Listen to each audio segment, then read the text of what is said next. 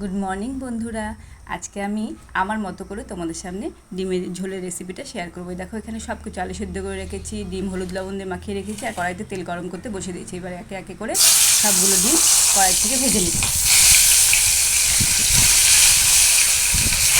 এই যে সবগুলো ডিম আমি কড়াইতে দিয়ে দিচ্ছি।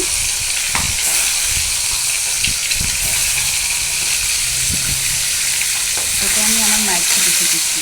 এরকম করে ডিমটা একটু ডালও করবো না, তাই একটু ডিমের ঝোল রাখতেই হবে, তাই একটু ঝোলই করবো ডিমের। এই যে ডিমটা ভাজা হয়ে গেল। এবার কড়াইয়ের মধ্যে পেঁয়াজ দিয়ে দেবো।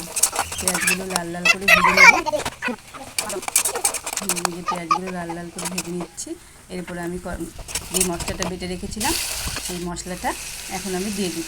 এবার মশলাটা দিয়ে এর মধ্যে হলুদ লবণ আন্দাজ মতো দিয়ে ভালো করে কষিয়ে নেব।